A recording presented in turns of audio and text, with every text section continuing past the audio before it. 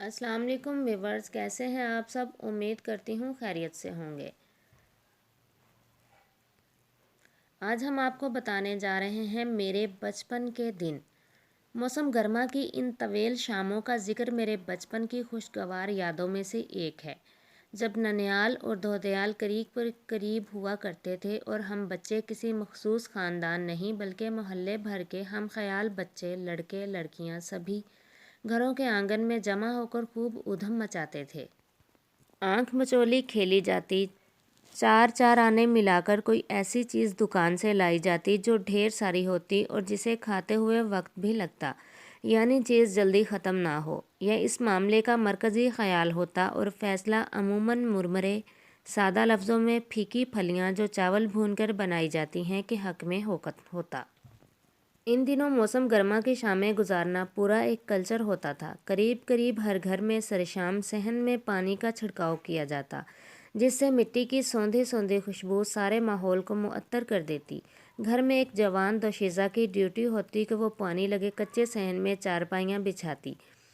بعد نماز عصر گھرانے کا سربراہ یا کوئی گبرو جوان چارپائیوں کی حسب ضرورت نواڑ کستا۔ اس کام میں کبھی کبھی ہم بچوں کو بھی شامل کر لیا جاتا، جو صرف کھولی گئی رسی پکڑے رکھنے کی حد تک ہی ہوتا تھا۔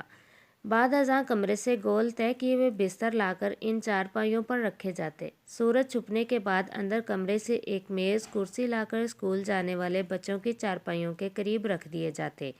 رات کا کھانا کھانے کے بعد بچے اپنے اپنے بستے سنبھال کر اس میز کے گرد جمع ہو جاتے۔ دو تین بچے کھڑے رہ کر، جبکہ ذرا بڑی عمر کا اور بڑے درجے میں پڑھنے والا بچہ کرسی پر بیٹھ کر گھر کا کام، ہوم ورک شروع کر دیتے۔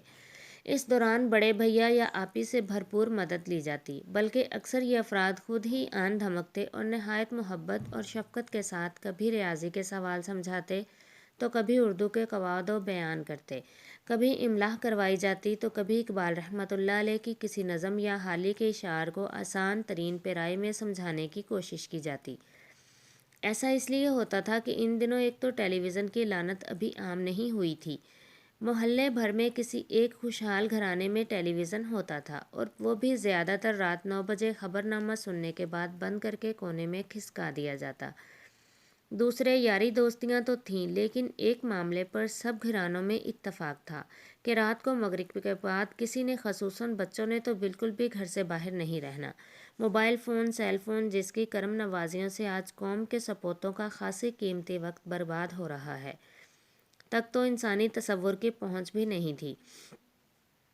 لیمپ، لالٹین کی روشنی میں، بعد ازاں بجلی جیسی نعمت آنے کے بعد ٹیبل لیمپ کی روشنی میں چھٹیوں کا کام کرتے ہوئے جب کوئی پروانہ کاپی پر آ بیٹھتا تو فوراً کاپی بند کر کے صفوں پر اس کے پروں سے نقوش بناتے اور خوش ہوتے۔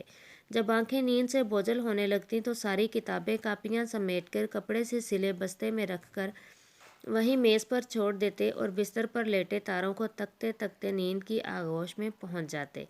ہفتے کا اختتام، ویک اینڈ، البتہ ہم پڑھنے والے بچوں کے لیے دوہری خوشیاں لاتا۔ چھوٹے بچے تو کم و بیش روزانہ دادی اماں سے کہانی سن کر سوتے، لیکن ہفتے کے اختتام پر گھر کا کام، ہوم ورک رات کو کہانی سننے کے چکر میں سرے شام ہی ختم کر ڈالتے۔ پھر رات کو دادی اماں کا بستر ہوتا اور ہم بچے ہوتے اور کسی شہزادی، شہزادے یا دیو پری کی کہانی ہوتی۔ آج کے ٹیلی ویژن ڈراموں اور فلموں سے کہیں زیادہ دلچسپی سے اس دور میں کہانیاں سنی اور سنائی جاتی تھیں۔ رات کو دادی اماں سے کہانیاں سن سن کر جوان ہونے والی نسل نے معاشرتی ترقی میں آج کی ٹیلی ویژن، انٹرنیٹ اور سیل فون کی رساں جدید نسل سے کہیں زیادہ کارہائے نمایاں انجام دیے ہیں۔ کالم کی یہ سطریں لکھی جا رہی تھیں کہ ایک بچے نے سوال کر دیا، انکل یہ آپ اپنے ابو بڑے ابا کے بچپن کی باتیں لکھ رہے ہیں؟ میں نے جواب دیا، ارے نہیں، یہ تو محض 25-30 سال پرانی ہمارے اپنے بچپن کی یادیں ہیں۔ یہ سن کر بچے کی آنکھیں حیرت سے پھیل گئیں۔ واقعی وقت نے کتنی تیزی سے فاصلہ طے کیا ہے۔ جدید کلچر نے آج کے بچوں سے شاموں کی خوشگواریت چھین لی ہے۔ اب تو گھروں میں روز صبح شام پختہ فرش دھوئے جاتے ہیں، لیکن کچی مٹی کی وہ سوندھی سوندھی